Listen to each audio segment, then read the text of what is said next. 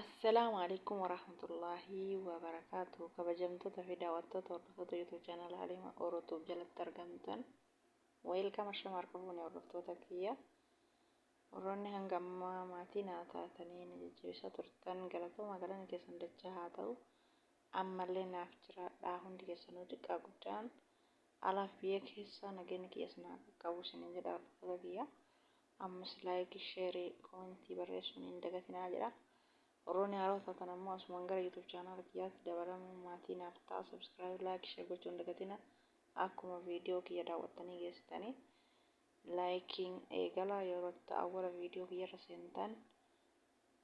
Egaa hordoftoota kiyya akkuma yeroo darbee viidiyoo waa'ee STC sawaa warroonni fayyadamtan warroota Saudi Arabiyaa keessa jirtan barumsi kiyya akkuma itti fufetti jira. Hanga viidiyoo torbaa isin hojjedheetiin jira. Har'as akkuma itti fufetti jira. Har'allee kan isinii qabadhee dhufe maaliifi viidiyoodhaan hanga ammaa isin barsiisa keessaa wantoota miseejii isaa qabatamaan mobaayilii keessatti jiru isinitti agarsiisuu fi maaliifi irraa meseenjara kana laaltanii akka irraa fayyadamtanii fi achi keessatti Ingiliffaan, Amaariffaan, Arabiffaan jira. Akkuma san ani Arabiffarra xiqqoo Ingiliffatu naa salphata. Namoonni hundi Arabii dubbisuu hin beekani. Hundi hin beekullee miti. Ka beekullee ni jira, kan hin beeknellee ni jira. Kanaafuu warroonni isaa fayyadamtan akkaataa kaardii majaan itti hidhatanii birrii xiqqaan, birrii guddaan akkuma humna keessaniitiin itti fayyadamuu barbaadan YouTube channel Halimaa Orootuuf jedhu barreessati search godhaati jala seenatii ilaalati irraa fayyadamaa. YouTube channel kee subscribe godha, like godha, share godha isiniin jedha. Facebook irrallee, YouTube irrallee, Telegram irrallee, TikTok irrallee share godha. Maaliifi keessumaayyuu namni muraasni yoo beeke irra caalan kan beekne jira. Irraa fayyadamanii majjaana kana kaardii daarektii guutanii bilbilanii birrii isaanii jalaa dhumurra ani majjaanni kun baay'ee fayyada. Maatii isaanii akka barbaadanii dubbisuu danda'anii. Kanaafis kan irraa fayyadamanii share godhaa dabarsaa fi kan argin baay'ee jira. Egaa hordoftoota kiyya ammallee wanni itti aanu kan isin agarsiisu meseenjara isaati jechuudha. Mana meseenjara keessan keessa mobaayilii meseenjara keessanii keessa hin galtanii. Egaa hordoftoota kiyya akkuma asirratti argitan kana kun meseenjara sawaannaa erguu jechuudha. Yeroo dheeraan majjaan illee fayyadama.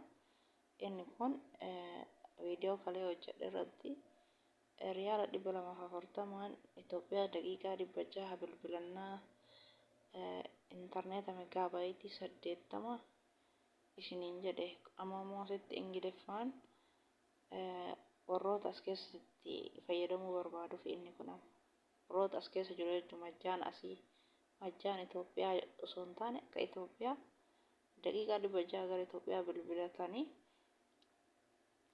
daataa megaabaaytii 80 school media, social media adda addaa itti fayyadamanii kun immoo as keessatti kan warroota Saudi Arabiyaa keessatti majjaan hidhee fayyadamuuf jechuudha. Kun nama as keessa fayyadamuu barbaadeef yoo ta'e malee irra caalaan kun jaraaf fayyada. Maaliifi jarri biyya isaanii keessa majjaan as keessa hidhatanii daqiiqaa dheeraa itti fayyadamanii jechuudha. Bilbila 1,000 hanga 300 bilbilatanii as keessatti yoo majjaan hidhachuu barbaadaniif jechuudha. Kun warroota biyya kana keessatti majjaan hidhatanii fayyadamuu barbaadaniif kun garuu Itoophiyaa 600 daqiiqaa bilbilata 600 intarneetiin social media itti fayyadamuuf megaabaaytii 80 jechuudha. Intarneetni megaabaaytii 100 jechuudha nama as keessa fayyadamuuf. Akkuma kana isinii akka galuuf meseenjara isaa isinii argisiisa hordoftoota kiyya.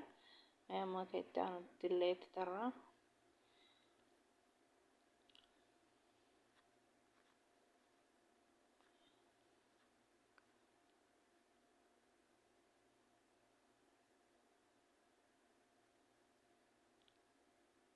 Ini kunillee as keessa fayyada riyaala 120 daqiiqaa 400 bilbilatanii.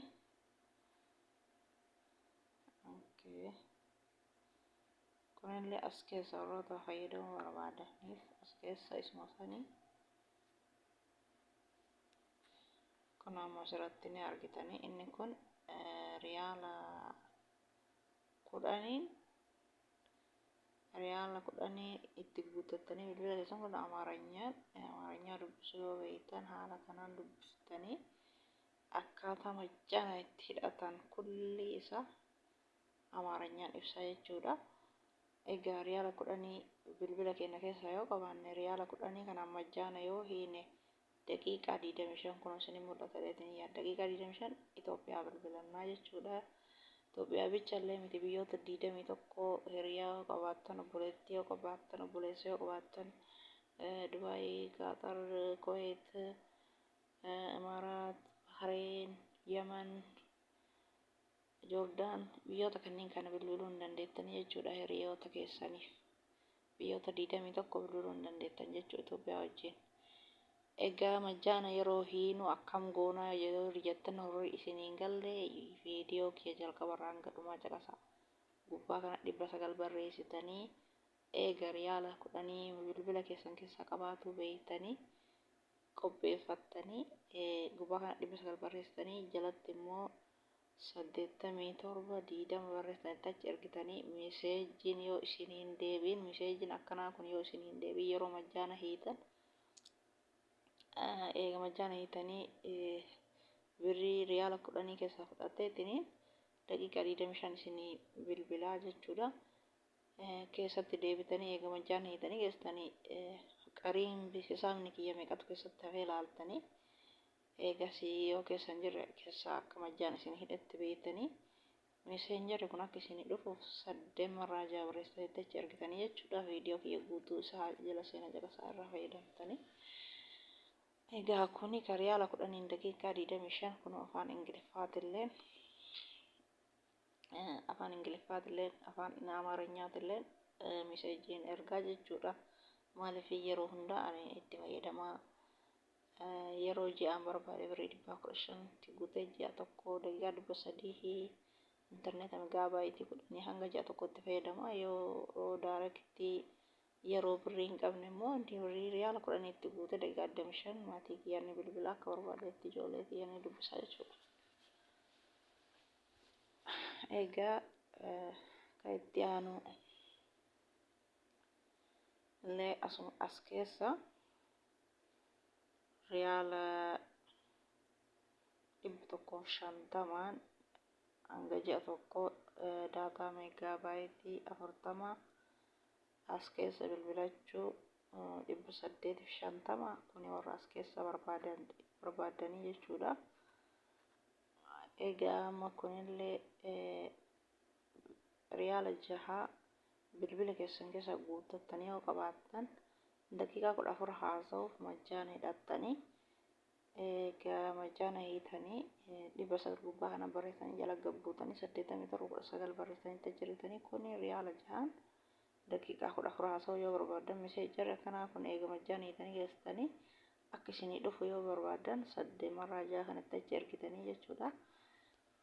Guutuu isaa viidiyoo kee jala seenatii ilaalaa isiniin jedha hordoftoota kiyya. Akkuma itti fufetti jira yeroo hedduu ittiin majjaana waan fayyadamuuf akkanatti meeseenjara na ergaa 8 marraa 6 itti ergitanii jechuudha. Bakka yeroo hedduu itti fayyadamtanii barattanii jennaan meeseejii kana ofiinuu isinii erga gizee mara kanatti itti fayyadamaa jedhee isinii ergaa jechuudha. Afaan Ingiliffaatiin dhiyeessa. Arabiffaan riyaala 65 warroota as keessa fayyadamuu barbaaduuf jechuudha. Riyaala 65 intarneetii meegaabaaytii 65 kennaafi ifama riyaala 160 jechuun warroota as keessa majjaan hidhatan daqiiqaa 2000 bilbilata. Daataa iskuul miidiyaa fayyadamuuf 64 meegaabaaytii 64 fayyadamaa jechuudha. Warra as keessa fayyadamuu barbaadu majjaan hidhate. Egaa hordoftoota kiyyaa viidiyoon kee kaarraa kana fakkaata. Meeseejirri kana riyaala 10 kana Ingiliffaan haala gaariin akka nama ifa ta'utti messenjera nama ergaa yeroo hunda kana majjaan hidhanii yoo fayyadamtan messenjera akkanatti isinii ergaa. As keessallee majjaan hidhatuu yoo barbaaddan keessumaa warri haadha manaa abbaa warraa as keessaa qabdan as keessa majjaan hidhattanii bilbiluu yoo barbaadan kunoo as keessa jira. Isin gisee takka yeroo lama yeroo sadi majjaan hidhatuu jalqabnaan yeroo hundaa isinii ergaa sun filannoon keessan as keessa majjaan hidhatuu barbaadanii gara Itoophiyaa hidhachuu barbaadanii Itoophiyaa hidhachuu barbaadan kan isinii argisiise kanneen qofa fayyadamtanii jechuudha. Riyaala 6 akkamii hidhannaa, riyaala 10 akkamii hidhannaa, riyaala 35 akkamii hidhannaa, riyaala 65 akkamii hidhannee Itoophiyaa bilbilaa, riyaala 115 akkamitti hidhannee Itoophiyaa bilbilannaa ka jedhu bal'inaan viidiyoo kiyya jala seentanii hunda isaatu caqaftanii irraa fayyadamtanii jechuudha. Warroonni obboleessa مثلا يمن كيسة قبل مثلا جيزان كيسة أو كان كميس كيسة قبل مجانا كان أسكيسة سيسن أجو يسن برباشا مال في دقيقة ديرا يو طريق إنترنت أمني يرو غريو فتاة حالة كان بلبلو في دندتني تراتين جيجودا بريتك أكون أسكيسة دقيقة ديرا حصوتني جيجودا أرون أسكيسة اللي مجانا إداتو بربادني baay'ee fayyadaa jechuudha. Warroon as keessatti majjaan isaati. Kanaafuu haala kanaan irra fayyadama isiniin jedha hordoftoota kiyya. Viidiyoolee kana caalaa isinitti dheeressuun barbaadu. Waan isiniin galle yoo jiraate komantii jalannaa barreessaa. Viidiyoon kiyya kaarraa kana fakkaata. Hanga viidiyoo biraatiin wal deebiin nagaan naa tura. Assalaamu alaikum warahmatullaahi wabarakaatu. Kabajamtoota fi daawwattoota hordoftoota kiyyaa nagaan naa tura.